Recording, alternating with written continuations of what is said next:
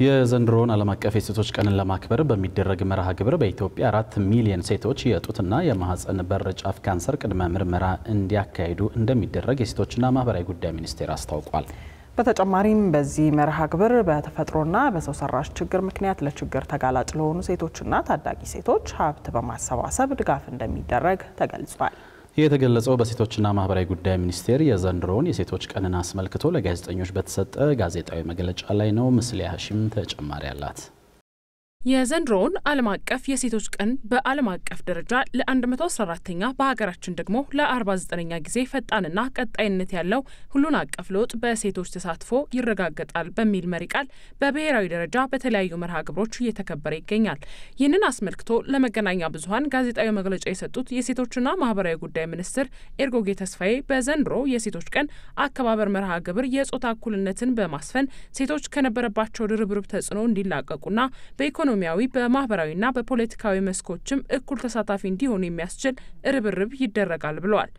ሴቶች ለዘመናት ሲያደርጉ የነበሩትን ትግልና የትግላቸውንም ውጤት ለመዘከር እንዲቻል እንደዚሁም ደግሞ ሰፋፊ ንቅናቄዎችን በማካሄድ የድርጊት መርሃ ግብሮችንም በማውጣት ደግሞ የበለጠ ስራዎችን መስራት እንዲቻል በማህበረሰቡም ዘንድ ደግሞ ስለ ሴቶች ጉዳይ አጠቃላይ ግንዛቤ መፍጠር የሚቻልበትን ሁኔታ ለማመቻቸት ወቅታዊ መረጃዎች ደግሞ በጣም ጠቃሚ ስለሆኑ ከወቅታዊ መረጃዎች በመነሳት ሰፊ ስራዎችን ለመስራትና መረጃውን በአግባቡ ለሚመለከታቸው በሴቶች ጉዳይ ላይ ለሚሰሩ የባለድርሻ አካላትም ለማህበረሰብም መስጠት እንዲቻል ይህንን እንግዲህ መሰረት በማድረግ ችግሮችንም ደግሞ ያጋጠሙ ችግሮችን በጋራ ለመፍታት በሚያስችል መንገድ የሚከበር ነው ማለት ነው። በዚህ መርሃ ግብር 4 ሚሊዮን ሴቶች የጡትና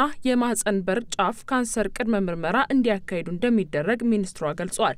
በተጨማሪም ለጥቃት የተጋለጡ ሴቶችና ታዳጊ ሴቶች የቢዝነስ ክህሎት ስልጠና በመስጠት ወደ ስራ እንዲገቡ ይደረጋል ያሉት ሚኒስትሯ በተፈጥሮና በሰው ሰራሽ ችግር ምክንያት ለችግር ተጋላጭ ለሆኑ ሴቶችና ታዳጊ ሴቶች ለመደገፍ ሀብት በማሰባሰብ ድጋፍ እንደሚደረግ ነው የገለጹት። በማህበራዊም ዘርፍ በተለይ ደግሞ ከጤና ጋር በተያያዘ ከዚህም ቀደም ስናደርግ እንደነበረው ሴቶች ለማህፀን በርና ለጡት ካንሰር ተጋላጭነታቸው ከፍተኛ ስለሆነ ከዚህ አንፃር ወደ 4 ሚሊዮን የሚሆኑ ሴቶች እናቶች የጡት ካንሰር ምርመራን የማህፀን ጫፍ ምርመራን እንዲያደርጉ በማድረግ የመከላከል ስራዎችንና ተጠቂም ሆነው ሲገኙ ደግሞ ቶሎ ብሎ አፋጣኝ ምላሽ የሚሰጥበትን ንቅናቄ የሚደረግ ይሆናል። የሴቶች ጥቃትን በተመለከተ ጥቃት የደረሰባቸውን ሴቶች የማገገሚያ ማዕከላትን ወይም ደግሞ አገልግሎት የሚያገኙበትን የአንድ መስኮት አገልግሎት ወይም ዋን ስቶፕ ሰርቪስ ምንለውን ማቋቋም ያንን ማስመረቅ ወደዛ መጥተው ደግሞ ሁሉንም አይነት አገልግሎቶች ከስነ ልቦና ድጋፍ ጀምሮ የጤና ምርመራን የህግ አገልግሎትን እንዲያገኙ ማስቻል እነዚህን ስራዎች ነበር ስንሰራ የነበረው።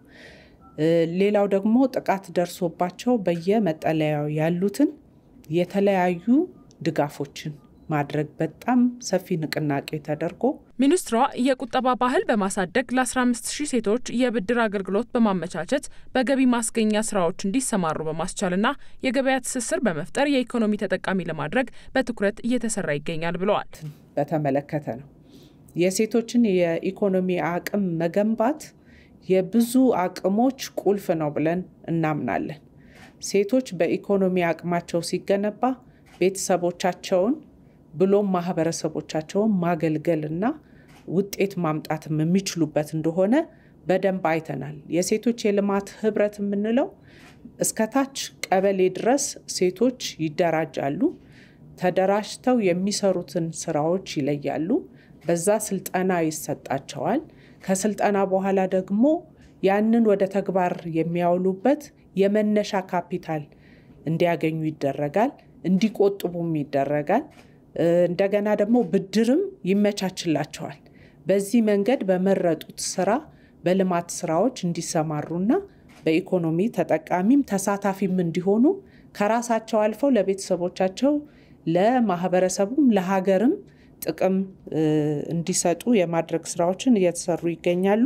ከዚህ አንፃር እንግዲህ ከየካቲት 1 ጀምሮ እስከ መጋቢት 30 በምናደርገው ንቅናቄ የሴቶች የቁጠባ ባህልን በማሳደግ እስከ 3.6 ቢሊዮን ብር እንዲቆጥቡ ከፍተኛ ንቅናቄ የሚደረግ ይሆናል።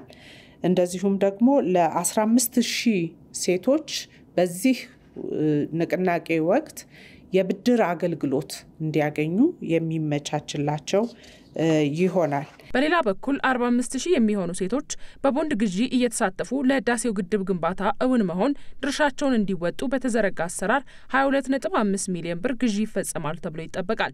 በሀገር አቀፍ ደረጃ ከየካቲት 1 ጀምሮ መከበር የጀመረው በዓሉ እስከ መጋቢት 18 በተለያዩ ሁነቶች እየተከበረ እንደሚቀጥል ሰምተናል።